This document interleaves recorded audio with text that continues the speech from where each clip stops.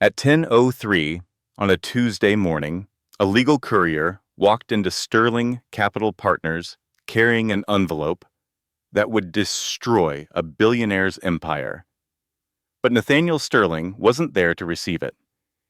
He was 5 blocks away, tangled in silk sheets with his mistress, completely unaware that his quiet, pregnant wife had just declared war. For 3 years, Genevieve had been the perfect trophy wife, silent, obedient, invisible.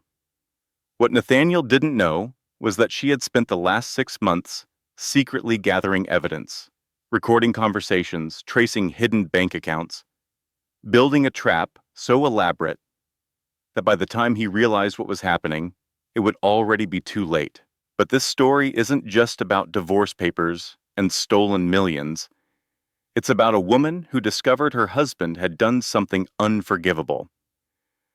Something so twisted, so calculating, that when she found out the truth, she collapsed for 3 days.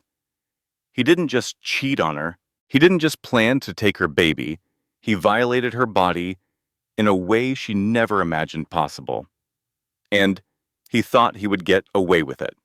He was wrong. What happens next will shock you. It will enrage you. And by the end, it will remind you why you should never, ever underestimate a woman who has nothing left to lose. This is the story of how one pregnant wife brought a billionaire to his knees. Lesson and value statement. What you will learn from this story. This isn't just entertainment. This is a survival guide disguised as a story. You will learn how to document evidence when no one believes you. You will learn why financial independence matters before you need it. You will learn that the legal system can be beaten if you know where to look. Most importantly, you will learn that walking away from a toxic situation isn't weakness. It's the first step toward taking back your power.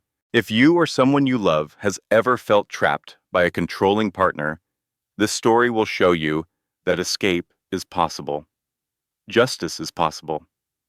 Victory is possible. Meaning of the story. The deeper message, this story is about more than revenge. It's about reclaiming your identity after someone tried to erase it. Genevieve didn't win because she had money or connections. She won because she refused to stay silent. She won because other women, strangers, and friends chose to stand with her when she had no one else. The real villain in this story isn't just one man. It's the belief that powerful people are untouchable. It's the system that protects abusers and silences victims. It's the voice in your head that says you're not strong enough to fight back. Genevieve proved that voice wrong. And so can you. At 10:03, on a crisp Tuesday morning, a legal courier stepped into the marble lobby of Sterling Capital Partners. The 47th floor of the Manhattan high-rise gleamed with the kind of cold elegance that whispered of billion-dollar deals and ruthless ambition. The courier carried a thick, cream-colored envelope, the paper so expensive it felt like holding someone's fate in his hands. He approached the reception desk where a woman with perfectly styled hair and a polished smile greeted him. "Delivery for Mr. Nathaniel Sterling," the courier said. "Personal and confidential. Signature required." The receptionist's eyes widened slightly at the name. Everyone in this building knew Nathaniel Sterling. He was the king of this glass and steel kingdom, a man whose very presence could make grown executives tremble. "Mr. Sterling isn't in yet," she said carefully, "but his executive assistant can sign for him." The courier was directed to the corner office suite where Arthur Finch, a man who had spent 8 years managing the chaos of Nathaniel Sterling's life, sat at his polished mahogany desk. Arthur had handled billion-dollar wire transfers without breaking a sweat. He had juggled international crises across 5 time zones. He had deflected calls from scorned lovers and furious rivals with the grace of a seasoned diplomat. Nothing, he believed, could surprise him anymore. He signed for the envelope and watched the courier leave. The package felt heavy in his hands, significant somehow. Protocol required him to vet all incoming correspondence. He slid his finger under the flap and pulled out the contents. The stack of papers was an inch thick. The top page bore a heading that made Arthur's blood run cold. Petition for dissolution of marriage. Sterling. Genevieve versus Sterling. Nathaniel. Arthur read the words 3 times, certain he was hallucinating. Quiet, graceful Genevieve Sterling was divorcing her husband. The same Genevieve who sent lavish gift baskets to the staff every Christmas. The same Genevieve whose soft-spoken calls Arthur sometimes fielded when her husband was unavailable. His hands trembled as he reached for his phone. He dialed Nathaniel's number. It rang 4 times and went to voicemail. Of course it did. Arthur knew exactly where his boss was. He had booked the car service that dropped Nathaniel at Victoria Ashford's building at 11 the night before. He called again immediately. 2 calls in a row was the signal for emergencies.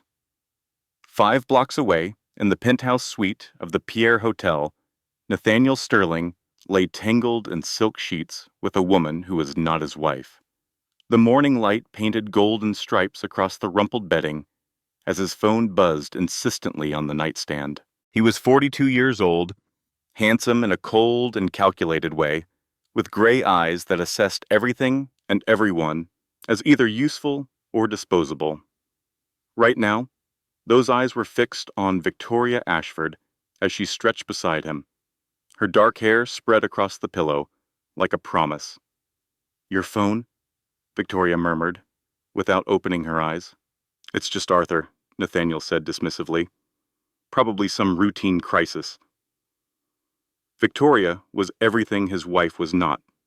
Sharp, ambitious, utterly unsentimental. Their affair wasn't about love. It was about combustion, a thrilling game of shared ambition and calculated risk. With Victoria, Nathaniel felt seen not as a husband, but as the predator he was in the boardroom. The phone stopped buzzing, then started again. Nathaniel sighed and reached for it. "Arthur, this better be important." "Sir?" Arthur's voice was strained in a way Nathaniel had never heard before. "Someone just delivered a package. Personal and confidential. It's from a law firm, Hayes and Crawford. And sir, it was sent by your wife, Genevieve." Nathaniel sat up slightly, more annoyed than concerned. "What is it? Some charity foundation proposal?" "No, sir." Arthur's voice dropped to barely a whisper. "I've seen the heading. It's a petition." "A petition for what?" The silence on the line stretched for 3 heartbeats. "A petition for dissolution of marriage, sir. Your wife is divorcing you." For a long moment, Nathaniel couldn't process the words. Divorce. It was a concept for other people, for failed men, not for him. Not for Nathaniel Sterling, the man who controlled everything. "That's impossible," he said flatly. She wouldn't dare, but even as he spoke, a cold knot began to tighten in his stomach. He thought of Genevieve, 8 months pregnant with his heir, moving silently through their penthouse like a beautiful ghost. He had always assumed she was content, grateful even for the life he provided. "There's more, sir," Arthur continued. "The petition includes a request for full custody of the child. And, sir, the filing mentions evidence of infidelity." Victoria was watching him now, her hazel eyes sharp with curiosity. "What's wrong?" Nathaniel didn't answer. His mind was racing, calculating, searching for the flaw in this unexpected equation. Genevieve had signed a prenuptial agreement. She would get a modest payout and nothing more. She had no leverage, no power, no cards to play, unless she did. "Get my lawyer on the phone," Nathaniel barked into the receiver. "Richard Grant, conference us in immediately." He ended the call and swung his legs over the side of the bed, his perfect morning shattered. "My wife is divorcing me," he said to Victoria. The words tasting like ash, Victoria raised an eyebrow. She took a slow sip of water from the glass on her nightstand, her expression more curious than concerned. "The quiet ones," she said thoughtfully. "They're always the ones you have to watch." What Nathaniel didn't know, what he couldn't possibly have imagined, was that his quiet, pregnant wife had spent the last 6 months building the most elaborate trap of his life, and he had just walked directly into it. 3 months earlier, Genevieve Hartwell Sterling stood at the floor-to-ceiling windows of her Upper East Side penthouse, watching the Manhattan skyline glitter like a galaxy of indifferent stars. She was 34 years old, 8 months pregnant, and more alone than she had ever been in her life. She placed a hand on her belly, where her daughter kicked gently. "We're almost free, baby girl," she whispered, but 3 months ago, freedom had seemed impossible. 3 months ago, she had been exactly what her husband wanted her to be: beautiful, silent, and completely under his control. Genevieve had not always been this woman. 3 years earlier, she had been a rising star in the art world, a curator at the Whitney Museum whose keen eye and passionate advocacy for emerging artists had earned her respect and admiration. She had been vibrant, confident, surrounded by friends who loved her sharp wit and generous spirit. Then Nathaniel Sterling had walked into her gallery, opening, and everything had changed. He had pursued her with relentless, all-consuming passion. 200 roses delivered to her office, a third date in Paris. Grand gestures that swept her off her feet and silenced the warnings of friends who thought he was moving too fast. "He's intense," her sister Claire had said. "Be careful, Jen." But Genevieve hadn't wanted to be careful. She had wanted to be loved, and Nathaniel's intensity had felt like devotion. The proposal came after 6 months, a 10-carat diamond that caught the light like frozen fire, and then the prenuptial agreement, slid across a conference table by his lawyers. "Just a formality, darling," Nathaniel had assured her, "to protect us both." She had signed it without truly reading it. She had trusted him. After the wedding, the changes began so gradually she almost didn't notice. Small suggestions became firm expectations. Her job was gently nudged aside, deemed a charming hobby in the face of his monumental responsibilities. Her friends were subtly vetted and dismissed as not being on their level. Her life, once a vibrant canvas of her own creation, was painted over piece by piece until she no longer recognized herself. The pregnancy should have changed things. When she told Nathaniel, her heart had pounded with a mixture of terror and hope. He had smiled that perfect smile, the one he used for magazine covers, and placed a cool hand on her still flat stomach. "A son," he had said, "an heir for the Sterling legacy." He hadn't asked how she felt. He hadn't marveled at the miracle of it. He had simply approved the acquisition of a new asset. That was the night the last fragments of her hope had withered and died. But the final piece of evidence had arrived not with a bang, but with the quiet hum of domestic routine. She had been gathering his custom-tailored shirts for their housekeeper when something fell from the pocket of his suit jacket. A burner phone tucked carelessly into the silk lining. Her heart had stopped. She knew she shouldn't look, but her fingers moved on their own. The text messages spanned 2 years, their entire marriage, messages to someone saved only as V. Intimate details, pet names, plans for secret meetings at hotels mere blocks from their home. Genevieve had felt something inside her go cold and quiet, like a pilot light being extinguished. The hurt, the betrayal, the desperate denial she might have expected did not come. Instead, there was only a strange, terrible clarity, and then she had kept scrolling, and found something worse, a separate thread. Business discussions between Nathaniel and V about the future. Once the baby is born and she's served her purpose, I'll find a reason to divorce her. The prenup guarantees she gets nothing substantial. Then you and I can stop hiding. What about the baby? I'll get full custody. What judge gives a child to an unemployed woman with no career and no support system? I've made sure of that. Genevieve's hand had moved instinctively to her belly. Her daughter had kicked, as if in response to her mother's sudden terror. He wasn't just cheating, he was planning to take her baby. Most women would have confronted him, screamed, cried, demanded answers. Genevieve did something far more dangerous. She started planning. That night, she called the one person Nathaniel had never managed to completely push away. Her older sister Claire, 42, a no-nonsense emergency room nurse in Boston, who had never liked Nathaniel and had never been afraid to say so. "I need help," Genevieve said, her voice steady despite the trembling in her hands. "I can't explain over the phone. Can you come?" Claire arrived the next day. Genevieve showed her everything: the burner phone, the messages, the plans to steal her child. Claire's reaction was immediate and fierce. "That bastard. I'm going to kill him." "No," Genevieve said. "You're going to help me destroy him legally. Killing him would be too quick."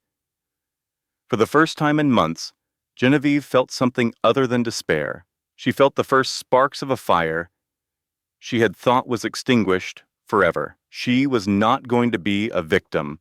She was going to fight. Claire connected Genevieve with Margaret Crawford, a divorce attorney whose reputation in Manhattan legal circles was legendary. They called her the Closer because she didn't just win cases, she annihilated opponents. Maggie's office was deliberately unglamorous, all fluorescent lights and bad coffee. She wanted her clients to know she spent money on winning, not decorating. She was 58 years old, with steel gray hair and eyes that missed nothing. "The prenup is airtight," Maggie said after reviewing the documents. "I've seen Richard Grant's work before. He doesn't make mistakes." What if the prenup was based on fraud? Genevieve slid a folder across the desk. Inside were documents she had found hidden in Nathaniel's home safe. She had guessed the combination on her third try, his mother's birthday. Narcissists, she had learned, were depressingly predictable. The documents revealed an offshore trust in the Cayman Islands, established 2 years before their marriage. Initial investment of $500,000. Current value, according to the financial statements, approximately $94 million. This asset had never been disclosed during their prenuptial negotiations. Maggie's eyes widened as she reviewed the papers. A slow smile spread across her face. "Miss Sterling," she said, "this isn't just leverage. This is a nuclear weapon. His failure to disclose an asset of this magnitude constitutes fraud. It invalidates the entire prenup. We're not fighting for scraps anymore. We're fighting for half of everything." For the next 3 months, Genevieve lived a double life. By day, she was the perfect pregnant wife. She smiled at Nathaniel's business dinners, laughed at his jokes, never questioned his late nights or sudden business trips. "You seem different lately," Nathaniel observed one morning over breakfast. "Happier." "I'm just excited about the baby," she lied smoothly. By night, she was a spy in her own home. She photographed every financial document she could access. She recorded conversations, knowing that New York was a one-party consent state. She built a meticulous timeline of his affair with the mysterious V. She transferred small amounts from their joint account to a hidden account she had opened under her maiden name, never enough to notice. Through careful investigation, she discovered that V was Victoria Ashford, 31, a senior associate at a rival investment firm. But that wasn't the shocking part. Victoria was the daughter of William Ashford, CEO of Ashford Capital, Nathaniel's biggest competitor and someone he had been trying to destroy for years. The affair wasn't just infidelity. It was corporate espionage, wrapped in silk sheets. Victoria and Nathaniel had started their relationship at an industry conference 3 years earlier, before Nathaniel had even met Genevieve. The realization hit her like a physical blow. She had never been his great love. She had been his cover story, a respectable wife to hide behind while he played dangerous games with his rival's daughter. "So let me get this straight," Claire said one evening as they reviewed the evidence together. "He's cheating on you with his business rival's daughter, while simultaneously trying to destroy her father's company, while she's feeding him insider information, while you're pregnant with his baby, while he's planning to divorce you and take custody?" "Yes." Claire shook her head in disbelief. "This man's scheduling skills are honestly impressive. Evil, but impressive." Despite everything, Genevieve laughed. It was the first time she had laughed in months. As her due date approached, the final pieces of her plan fell into place. Maggie had prepared the petition with surgical precision. Every allegation was documented. Every claim was supported by evidence. The filing would be devastating. But Genevieve wanted more than devastation. She wanted humiliation. "I want the papers served to his office," she told Maggie. "Not the penthouse, his office." "That's unusual," Maggie said. "Any particular reason?" "He's never home on Monday nights. He's always with her." Genevieve's voice was calm, almost pleasant. "I want the papers to arrive while he's in her bed. I want his professional world and his secret world to collide. I want him to know that I see all of him, and I want him to know I'm not afraid." Maggie studied her for a long moment, then nodded with something like respect. "You know," the lawyer said, "when you first walked into my office, I thought you were another society wife looking for a quiet settlement. I was wrong. You're a general planning a war." "No," Genevieve said.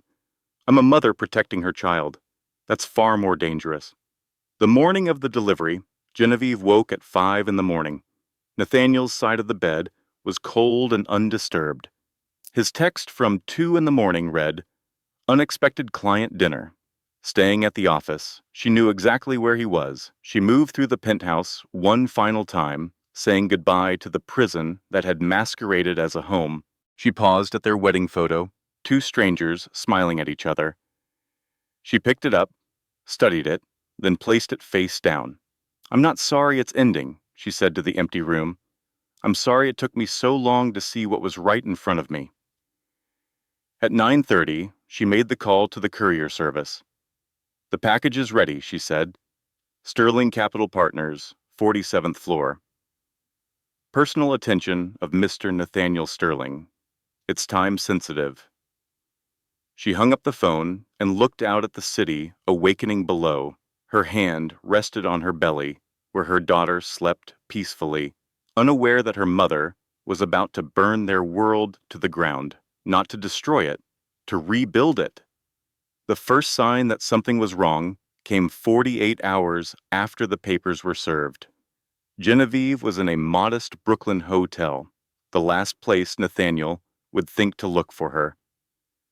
Claire had taken a leave of absence from work to stay by her side. Maggie called every few hours with updates. "He's panicking," Maggie reported. "Richard Grant has already made 3 calls to my office. They're trying to negotiate." Genevieve allowed herself a small moment of satisfaction. The first strike had landed exactly as planned. But Maggie's next words carried a warning. "Enjoy this tonight, because tomorrow he's going to fight back. And men like Nathaniel Sterling don't fight fair." She was right.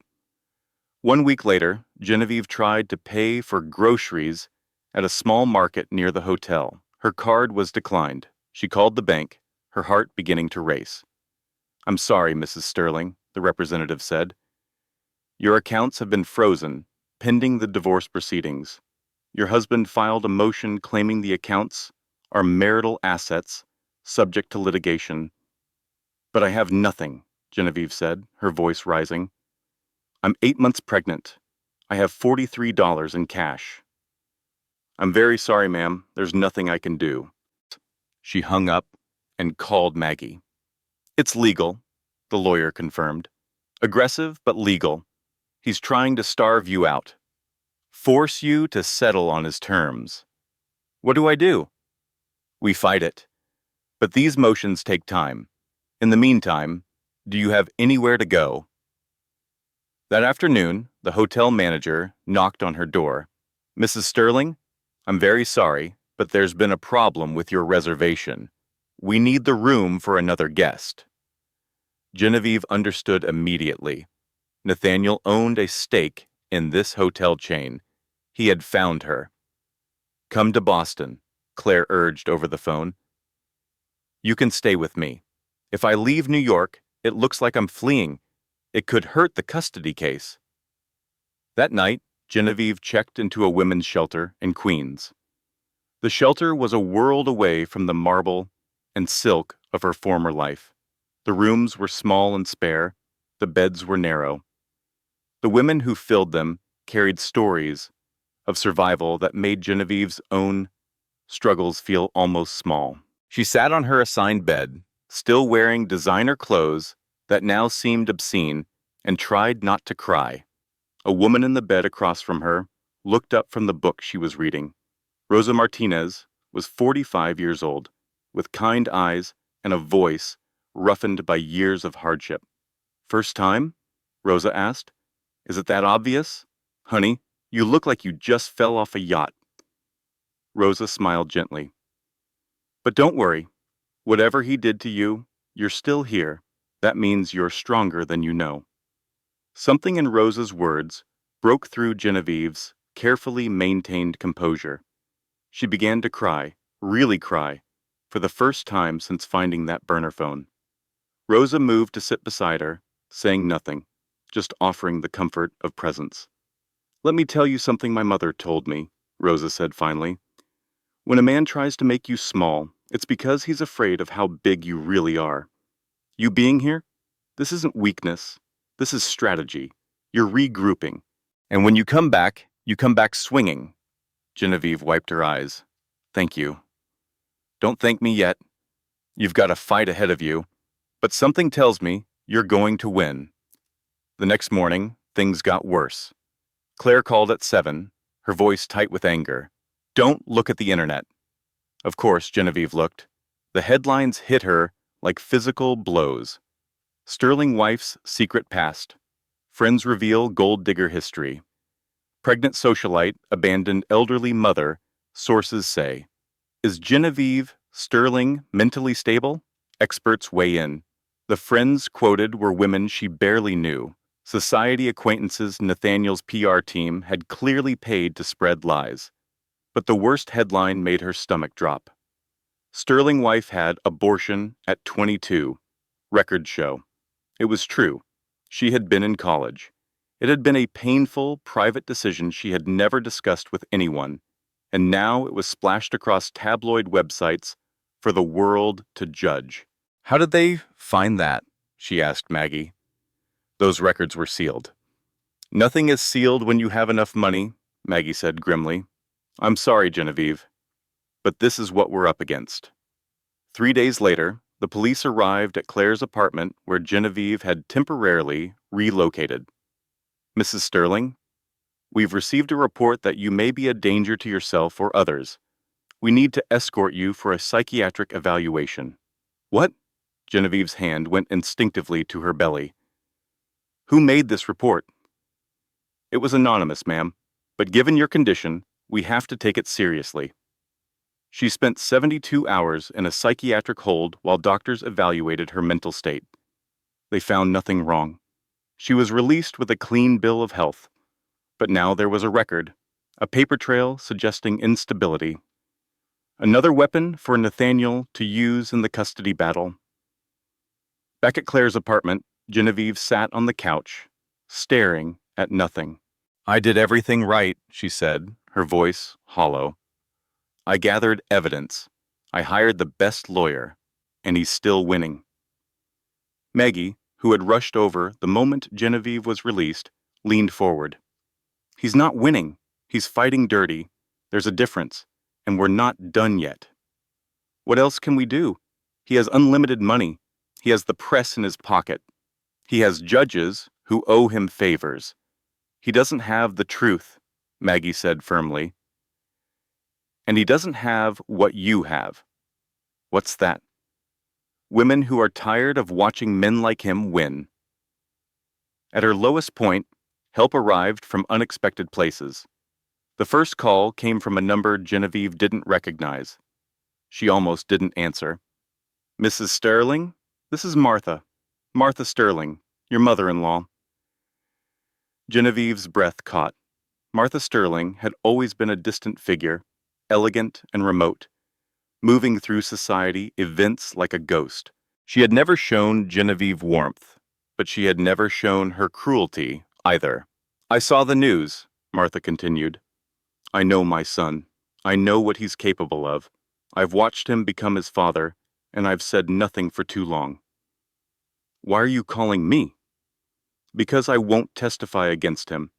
He's still my son, and I'm not brave enough for that. But I can tell you where he keeps his real records, the ones he hides from everyone.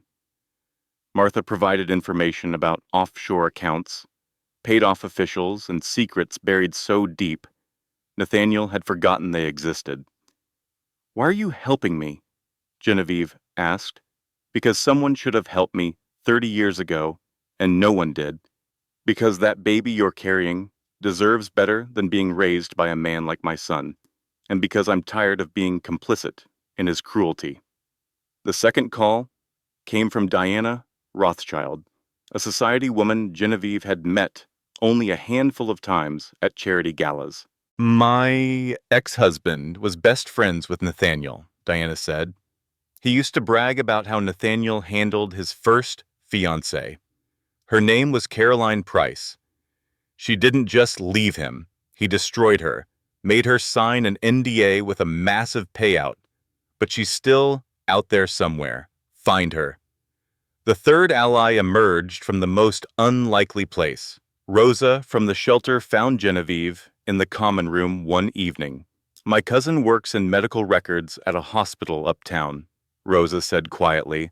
If your husband's been hiding assets, he's probably hiding other things too. Medical things, insurance things. Let me make some calls. Rosa, I can't ask you to risk your cousin's job. You're not asking, I'm offering. Rosa's eyes were fierce. You think you're the first woman I've seen come through here running from a rich man who thinks he owns the world. You're not. But you're the first one I've met who might actually be able to take him down. So let me help. Let us help. Genevieve looked around the shelter at the women who had so little and were offering so much. I don't know how to thank you. Win, Rosa said simply. That's how you thank us? Win. 2 weeks later, Genevieve sat in Caroline Price's living room in a small town in Vermont. Caroline had changed her name, changed her appearance, built a quiet life far from the world of Manhattan power and money. I signed an NDA, Caroline said nervously. I could lose everything if I talk. I'm not asking you to testify, Genevieve assured her. I just need to know what happened. I need to know what I'm dealing with. Caroline's story unfolded slowly, painfully. She had been engaged to Nathaniel 12 years earlier. When she discovered he was cheating, she tried to leave. He responded by destroying her career as a journalist, getting her blacklisted from every major publication. He turned her family against her with carefully constructed lies. He threatened to release intimate photos. She took the settlement and disappeared. He's not just a cheater, Caroline said, her hands trembling around her coffee cup. He's a predator. He picks women, isolates them, and when they try to leave, he destroys them. You're not his wife, Genevieve. You're his prey. I'm beginning to understand that. Caroline hesitated, then spoke again. There's something else, something I've never told anyone. What? When I was with him, I got pregnant. I was so happy. I thought it would change things. What happened? He found out, and the next week, I had a fall down the stairs at his apartment. Caroline's voice broke. I lost the baby. The doctors couldn't prove anything, but I know what he did. Genevieve felt sick. Her hand moved to her own belly, where her daughter turned and kicked. You have to be careful, Caroline said urgently. He'll do anything to win. Anything. Rosa's cousin came through with information that changed everything. Nathaniel's medical insurance records were 3 years of therapy bills, weekly sessions with a psychiatrist who specialized in narcissistic personality disorder and impulse control. This was notable because Nathaniel had publicly bragged about never seeing a therapist. Only weak people need therapy, he had said in numerous interviews. But that wasn't the biggest revelation.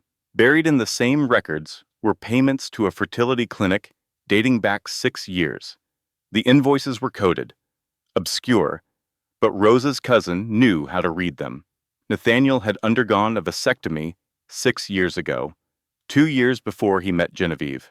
The implications crashed over her like a wave. He can't have children, she whispered. If he can't have children, Maggie said slowly, then whose baby are you carrying? But I've never been with anyone else. Only him. That's not possible. Unless someone else was involved. Maggie's voice was gentle but urgent. Genevieve, think carefully. Any medical procedures you don't remember clearly? Anything that seemed strange? Genevieve went pale as the memory surfaced. 8 months ago, he insisted I see his private doctor, said I was anemic, needed a vitamin infusion. I was tired, so I didn't question it. The doctor gave me something, and I slept for hours afterward. I thought it was just the vitamins. I need the name of that doctor. Now. Within a week, they had the truth. The vitamin infusion had been an IVF procedure. Nathaniel had arranged to have Genevieve artificially inseminated without her knowledge or consent. The donor was a 6'2" investment banker with an Ivy League education and no family history of illness. Nathaniel had essentially designed an heir while ensuring the child had no genetic connection to him that could complicate his divorce plan. He had used her body without her consent. He had made her a vessel for his ambitions. Genevieve collapsed when she learned the truth. For 3 days, she couldn't function. This is assault, Claire said furiously. This is worse than assault. We can have him arrested. We could try, Maggie said carefully. But criminal cases take years. His lawyers would delay until the child is grown. We nail him in family court first. This evidence proves he's unfit. No judge will give him custody now. From her bed, Genevieve spoke, her voice empty. It doesn't matter. I loved this baby because I thought she was part of both of us. Part of me, but she's not. She's part of his plan. She's evidence. Claire sat beside her sister and took her hand. No, she's your daughter. She's been inside you for 8 months. She knows your voice. She kicks when you laugh. She's yours, Jen. Only yours. And no man gets to take that away. For a long moment, Genevieve was silent. Then something shifted in her eyes. The despair receded, replaced by something harder and brighter. He wanted an heir, she said quietly. He's going to get nothing. Armed with the devastating new evidence, Genevieve and Maggie went on the offensive. They filed an emergency custody petition based on evidence of non-consensual medical procedures, the hidden vasectomy proving intent to deceive, a documented pattern of coercive control, and testimony from Caroline Price, who had agreed to break her NDA. A sympathetic journalist at the New York Times published an exposé titled The Sterling Deception: How One Woman Uncovered Her Husband's Elaborate Fertility Fraud. Public opinion swung violently in Genevieve's favor. The hashtag Justice for Genevieve trended across social media. Women who had never met her shared her story, adding their own experiences of controlling men and stolen autonomy. Victoria Ashford's name was leaked to the press. Her father, William Ashford, was furious, both at the public embarrassment and at learning his daughter had been feeding insider information to his competitor for years. Victoria was fired from her firm. Nathaniel's calls to her went unanswered. His world began to crumble. The board of directors at Sterling Capital called an emergency meeting. Major clients pulled their accounts. His own mother publicly distanced herself from him. Then came the settlement offer.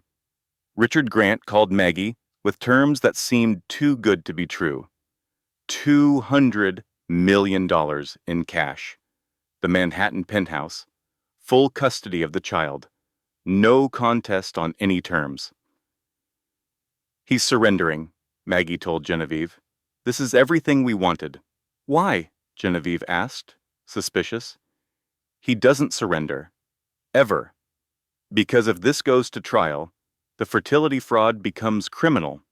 He's buying your silence. Genevieve considered the offer. $200 million. Full custody. Freedom. I'll take it.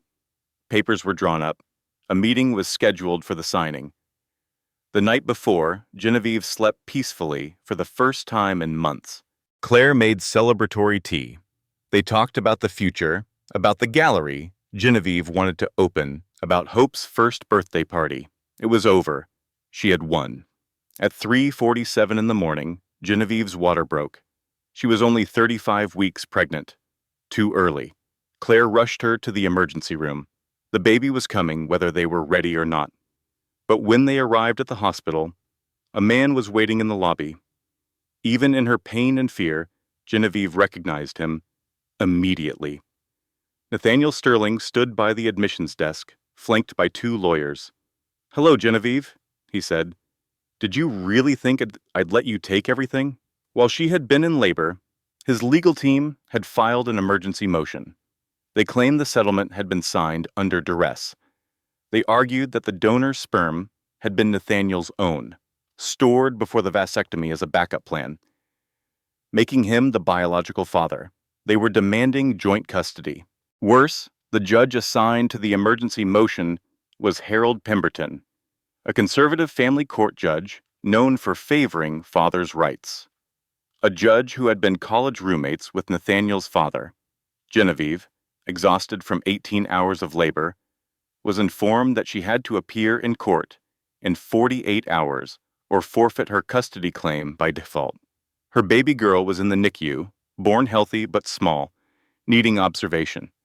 Genevieve couldn't hold her, could only touch her through the incubator glass. "I just gave birth," she said, her voice breaking. "My daughter is in intensive care, and I have to go to court?" "If you don't," Maggie said gently, "you lose everything." He planned this, Genevieve. He knew when you were due. He timed it perfectly. In the hospital chapel, at 4 in the morning, Genevieve broke. "I can't do this," she whispered to Claire. "He wins everything. He always wins. Maybe I should just let him have her. At least she'd have a home, money, a future." Claire's response was fierce. "Don't you dare. Don't you dare let him win. That man violated you. He used you, and now he's trying to steal your daughter. You're not giving up. You're going to walk into that courtroom, and you're going to fight. With what? He owns the judge. With the truth, and with something he doesn't have." "What's that?" Claire took her sister's hand. "Us." The war room was the hospital cafeteria at 6 in the morning. Genevieve, still in a wheelchair and barely recovered from childbirth, sat at a corner table surrounded by the women who had become her army. Claire was there, exhausted but determined. Maggie had arrived at 5 with files and coffee. Rosa had come straight from her night shift at the shelter, refusing to miss this moment. And Martha Sterling, Nathaniel's own mother, sat with her hands folded, finally ready to do more than whisper secrets. "I've kept quiet my whole life," Martha said. I watched my husband ruin people. I watched my son become him. No more. She handed over a folder thick with documents. Everything I know. Every offshore account. Every paid official. Every skeleton in the Sterling family closet. Maggie reviewed the contents with growing amazement. This is extraordinary, but it won't matter if Judge Pemberton is in Nathaniel's pocket. Then we make sure everyone is watching, Diana Rothschild said, arriving with 2 cell phones and a tablet already buzzing with messages. I've called every journalist I know, every society writer, every blogger who covers the rich and famous. That courtroom will be standing room only. And I've been in touch with Caroline Price, Claire added. She's agreed to give a televised interview. Her story, the abuse, the accident, everything. It airs the morning of the court date. Genevieve looked around the table at these women, strangers and family and unexpected allies who had come together for one purpose. Why? She asked. Why are you all doing this? Rosa answered first. Because you being here, this isn't about you anymore. You're fighting for every woman who ever loved a man, who thought he owned her. You win, and we all win a little. Martha nodded. Because my son needs to learn that actions have consequences. I failed to teach him that. Consider this my penance. Diana smiled grimly. Because men like Nathaniel think they're untouchable. Proving them wrong is my favorite hobby. Maggie gathered the documents and stood. All right, ladies. We have 48 hours to prepare for the fight of our lives. Let's get to work. The day of the hearing, the courthouse was surrounded by news vans and cameras. The hashtag Justice for Genevieve was projected on screens across the country. Caroline Price's interview had aired that morning, her tearful account of abuse and loss reaching millions of viewers. Inside the courtroom, every seat was filled.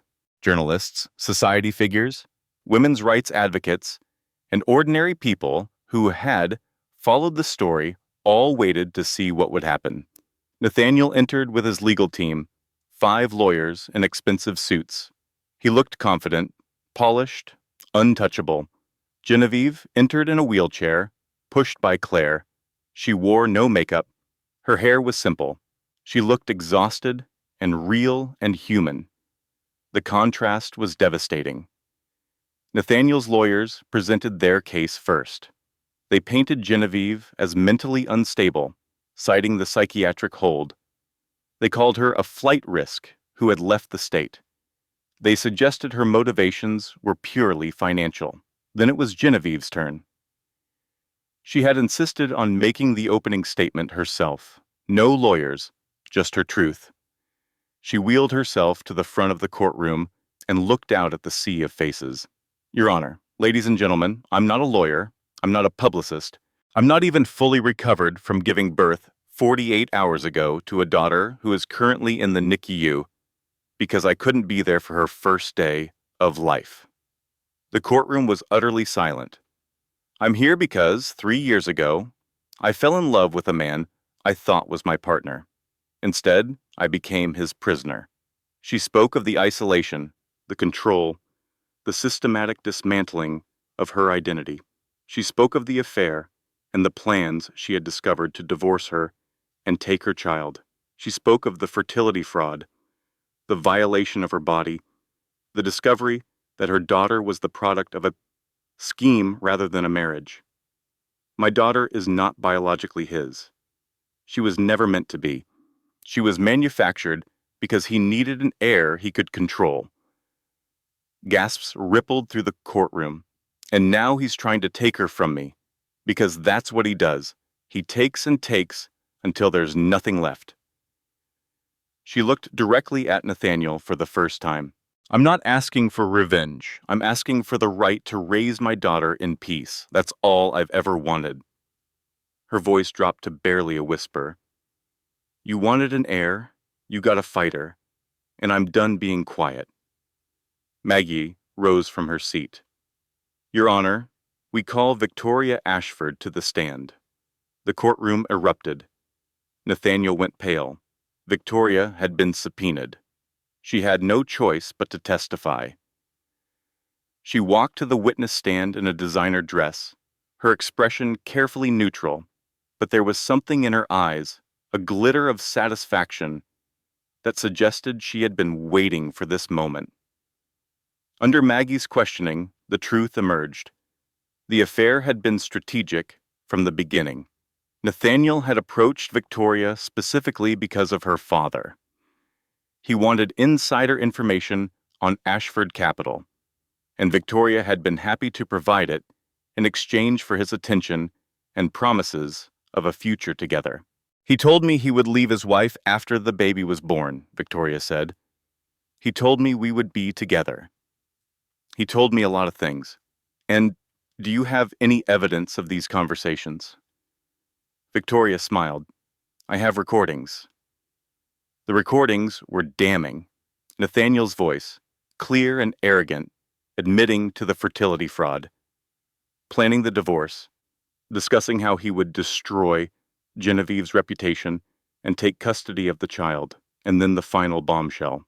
"He told me he owned half the judges in family court," Victoria said. "He said no woman had ever beaten him, and no woman ever would." She looked at Judge Pemberton. "He specifically mentioned you, Your Honor. He said you owed his family too many favors to rule against him." The courtroom exploded. Judge Pemberton's face went from red to white. Cameras flashed. Journalists scrambled for their phones. Pemberton had no choice but to recuse himself. A new judge was assigned. Judge Patricia Morrison, known for her fierce protection of mothers and children. 3 weeks later, Judge Morrison delivered her ruling. Full and sole custody to Genevieve Sterling. Nathaniel was granted supervised visitation only, pending completion of a psychiatric evaluation and parenting classes. The prenuptial agreement was declared void due to fraud. Genevieve was awarded 50% of all marital assets, including half of Nathaniel's stake in Sterling Capital Partners. Total value approximately $580 million. Nathaniel was barred from contacting Genevieve directly. All future communication would go through attorneys.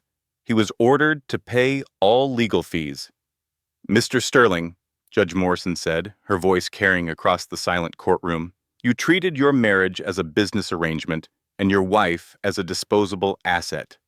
Today you have learned that people are not property. I hope you remember that lesson." Outside the courthouse, Nathaniel lost control for the first and only time. "This is a witch hunt," he screamed at the cameras. "This is what happens when the courts are biased against men. I'll appeal. His lawyers dragged him away. It was the last time Genevieve ever saw him. In the months that followed, his empire crumbled. He was indicted for medical fraud and assault. The criminal case would take years, but his reputation was destroyed. The board of Sterling Capital removed him as CEO. He was forced to sell his stake at a loss to avoid bankruptcy from legal fees. Victoria's testimony triggered an SEC investigation into insider trading. Ashford Capital sued him for corporate espionage. The man who had once believed he was untouchable found himself fighting for survival on every front. And Genevieve? Genevieve brought her daughter home. 2 years later, Genevieve's brownstone in Brooklyn was filled with laughter. Balloons covered every surface. A unicorn cake, slightly lopsided, because Claire had insisted on making it herself, sat in the center of the dining table. Streamers hung from the ceiling, and the afternoon sun streamed through windows that looked out on a small garden filled with flowers. Hope Sterling Hartwell, 2 years old, toddled through the party on unsteady legs, giggling at everything and everyone. She had her mother's eyes and a smile that could light up any room. The guests had gathered from all the chapters of Genevieve's journey. Claire was there with her husband, watching her niece with undisguised adoration. Rosa Martinez had brought her family. her youngest grandchild already best friends with Hope. Caroline Price had come down from Vermont, finally healing from wounds that had seemed permanent. Martha Sterling, who had divorced Nathaniel's father and started a foundation for survivors of domestic abuse, sat in a corner armchair, watching her granddaughter with tears in her eyes. Diana Rothschild had arrived with an obscenely large gift basket and stories about her latest society scandal. Even Maggie Crawford was there, though she claimed she never did birthdays. "I'm making an exception," she told Genevieve. "This one matters." Genevieve moved through the party, accepting hugs and congratulations, marveling at how different her life had become. 2 years ago, she had been sleeping in a women's shelter, convinced she had lost everything. She had been pregnant, alone, and certain that the man she had married would destroy her. Now she had a home she had chosen, a daughter who was healthy and happy and loved, a career rebuilding, with a small gallery in Manhattan that showcased emerging women artists, a community of friends who had become family. She had everything that mattered. "Speech," Claire called out, as Hope blew out her candles with enthusiastic assistance. "The birthday mom has to give a speech." Genevieve laughed and shook her head. "I'm not good at speeches." "You gave one hell of a speech in that courtroom," Rosa pointed out. "This should be easy." Genevieve looked around at the faces of the women who had saved her, who had believed in her when she couldn't believe in herself, who had fought beside her when the odds seemed impossible. "Okay," she said. "One speech." She picked up Hope, settling her daughter on her hip. 2 years ago, I was the loneliest person I knew.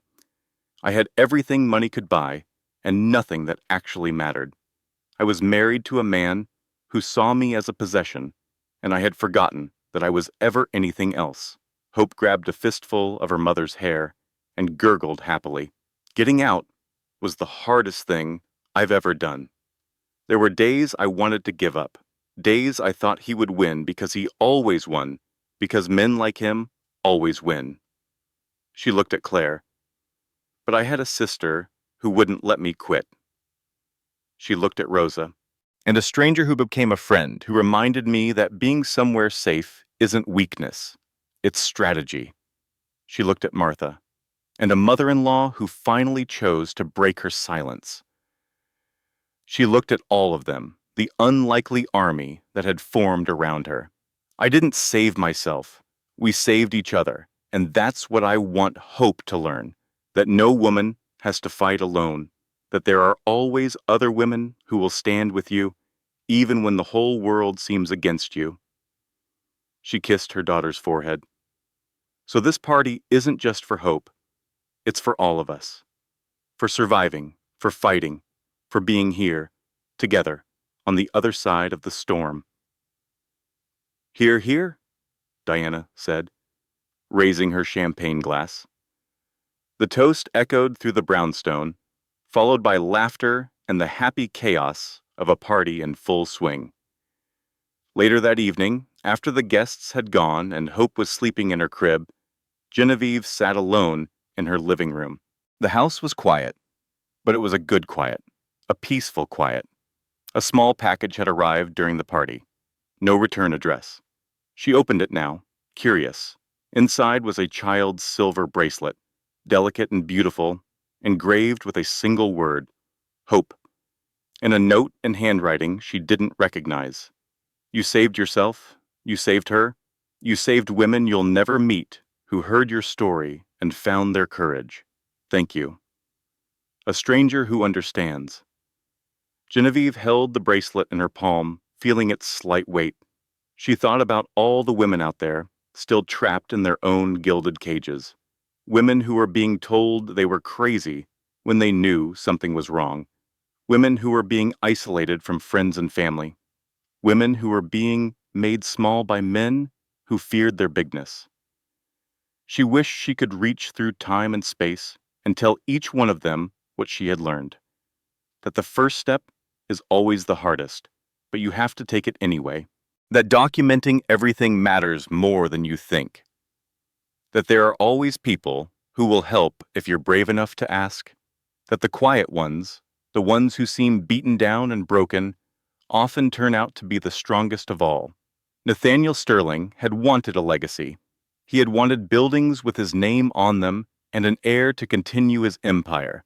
He had gotten none of that. His name was now a cautionary tale.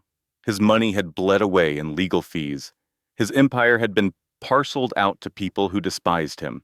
He was alone in a small apartment somewhere, fighting legal battles he couldn't win, haunted by the consequences of his own cruelty. But Genevieve had gotten something he could never understand. She had gotten a daughter who knew she was loved, a life built on truth rather than lies, a community of women who had become her family, and the knowledge that when she was pushed to the very edge, she hadn't just survived, she had risen. The moonlight streamed through the windows of the brownstone as Genevieve climbed the stairs to check on her sleeping daughter. Hope lay peacefully in her crib, one small hand curled against her cheek, dreaming whatever dreams 2-year-olds dream.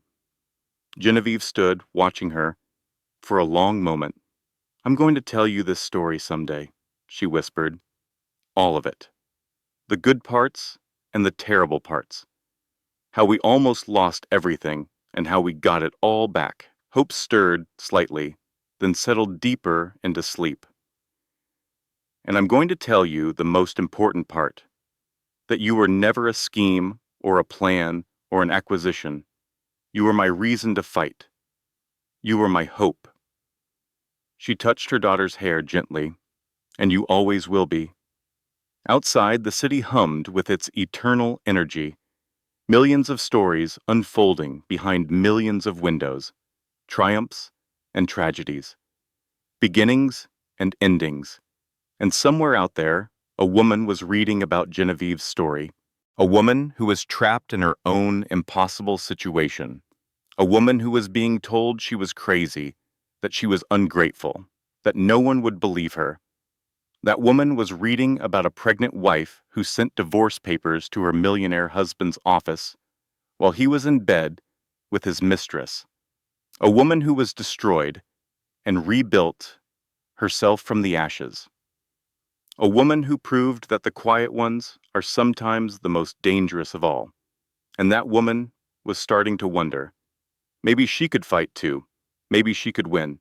Maybe, just maybe, there was hope.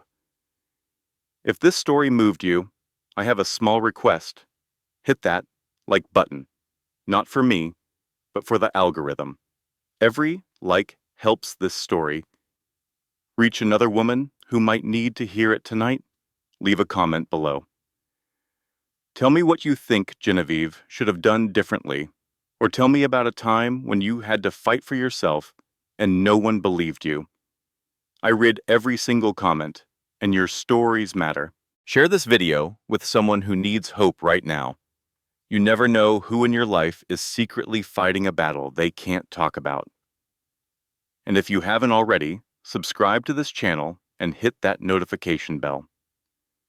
We tell stories like this every week. Stories about women who refuse to be victims.